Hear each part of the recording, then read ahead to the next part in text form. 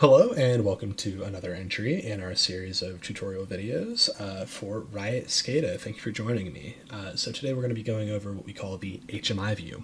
And I guess I should probably start by talking about what this HMI view is compared to sort of what the default looks like. So what we're looking at right now is the default view for RIOT SCADA. When you add your tags, they will just show up in kind of this grid formation in the order that you added them. And of course you do have the ability to sort of rearrange what order these guys show up in, but ultimately you are kind of locked to this grid of all of your individual pieces of equipment. A lot of folks, though, they need to see what the site map actually looks like, right? They need to see how all of this stuff sort of connects to each other, communicates with each other. And they're looking for something that looks a little bit more like this, right? And so what we're going to kind of ask and answer today is how you actually get here, how you get to this point, cover some of the extra little tricks that you can use in our HMI View Creator, and some pitfalls to look out for. So let's get started. If you would like to create your own HMI view, you're going to need to start in the admin panel, which is going to be this guy. We're going to create a new custom view. Now that we're in this new custom view, you're going to see that there are a few different options that you can start with, right? And you might be tempted to just click select data point and start adding stuff, but I would actually advise against that to start off with. The thing you should really consider first is your canvas size, right? And this is going to be your canvas right here. Now, the default, it's a little bit small, right? We try to keep this compact and accessible with no major changes, but if you have a fairly large site, maybe you're going to need to make this be a little bit wider. And so that's where you would change the canvas width, something to maybe 1200 or even larger, right? And you can also make it taller as well. Go for something like 1000. And this gives us a lot of space to work with, right? And if you are going with a fairly large site like this and you want to have it be a little bit easier to manage, you can actually just zoom out of the page a little bit, and that'll let you see your entire canvas all here without needing to scroll up or down. But for the sake of demonstration, I'm going to scroll back in here and set this back to 800, and we can get to work. So the first thing that you're going to need to do after you set your canvas size is to select your tags that you want to have on this HMI screen. And this HMI View Builder, this is going to give you access to all of your tags through your entire system. So if you have a bunch of agents that are talking to a bunch of PLCs and you want to kind of consolidate all of that data to just be living at one site, this is definitely a good way to do that. You can see here we have a bunch of different test sites from a bunch of our different data points here. And I'm just going to keep scrolling here until I find one of the ones that I know that we need, which is going to be in this icons device name, right? So we're just going to go ahead and click this guy. Once it's selected, you'll add it to the custom view. By default, you'll notice it's just the icon itself. You don't get any numbers, you don't get the name, and that's what this edit selected object is for. If you select both of these guys, you'll get the actual value of what we are reading on RIOT, as well as the name right above it. Now, if you do want to have smaller text, if you would rather not have the number show up, of course you can just delete these guys. You can add regular text instead. Right? We can just call this pressure meter. And once the text is added, you can click into the text, drag it wherever it needs to be. If you need to make the text bigger, that's where you're going to edit the width. Set this to 200, it'll be bigger text. Something like 50, it'll be teeny tiny text. We'll keep it at 100 for now. Let's go ahead and add another thing, and this is where I'm going to use that search function. You can just search up the name for any tag that you have kind of in all of your sites, all of your locations. You can just search it up. So I know this guy, we're looking for the horizontal chemical tank. Add it to the custom view. And with this guy added, now this guy's a little small, right? Like this might be a really big tank and you want to have this take up a lot of screen space. So if you click this guy and then just scroll up on your mouse's scroll wheel, you can make it way bigger, right? You can also scroll down, make it nice and tiny if you need to, right?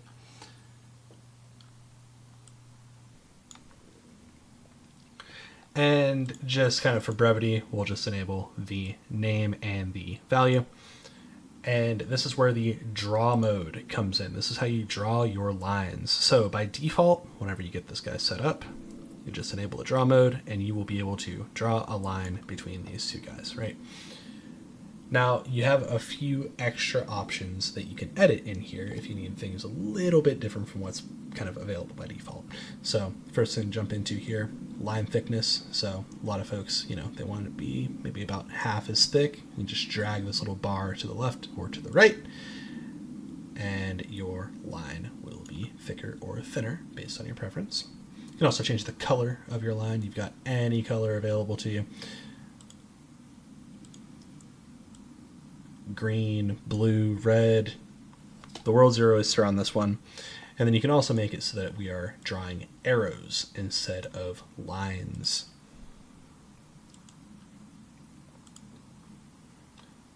Like so. Now you'll notice as I've been drawing these, some of these are a little bit off kilter, right? Like they're a little bit diagonal, it's not great. We don't like these lines. We want to get rid of these lines. That's what this erase mode's for. Click this guy. You'll know that you're in erase mode if this pencil looks red, and then you can just click on the lines that you made. That'll get rid of them. And now we can kind of talk about what you can do to make sure you have a straight line. So a couple options here. You can enable the grid. Enabling the grid will make it so that everything snaps along that grid. Pretty straightforward. Just turn it on whenever you're finished up with drawing all of your lines. You can toggle it back off and you're good to go. But if you don't like to have the grid enabled, or maybe you need something sort of in the middle of between these grid spaces, right? You want it to be kind of right there, sort of above where this one is, right in the middle of this guy. Well, if you need that extra little bit of precision, but you still need a straight line, a little trick that you can do is hold the Shift key while you draw your line. And if you do that, it'll always be a straight line.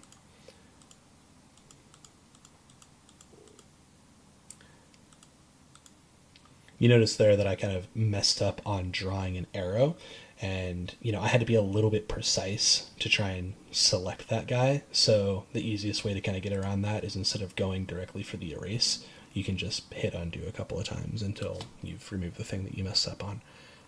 If we go back into our data tab, right, and we look at this horizontal chemical tank, right, let's say we have to have a set point living underneath this guy. Now, I'm going to be making up some Modbus addresses here, but for the sake of argument, right, let's just pop this guy open and call this tank set point, right?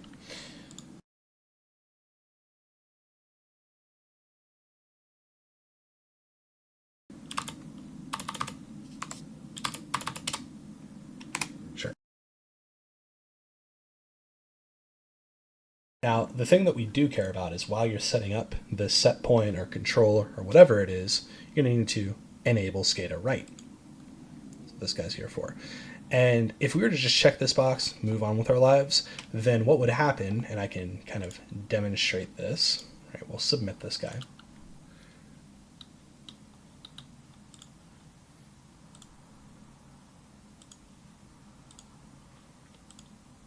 Turn this back on. We scroll down here. Here's that tank set point that we made, and it's just kind of sitting underneath everything else.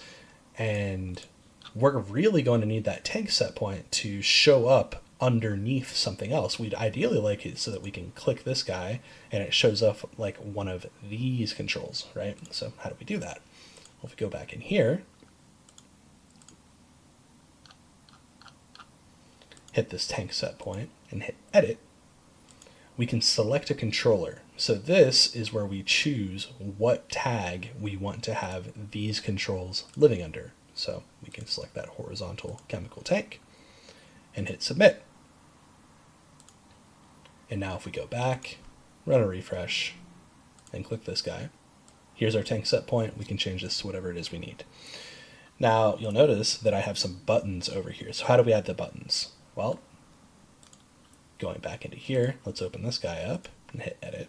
Hit this plus button here. This will create a custom control. So if, for example, we're looking at something like an HOA here, right? So most HOAs, if you send a 0, that'll turn it off. If you send a 1, that'll put it into hand. And if you send a 2, that'll put it into auto. So we want the button that sends off, a 0, to say off. We want the button that sends hand, be called hand, and it'll send a 1. And then auto sends a 2. And there you go. That's how those will show up in there.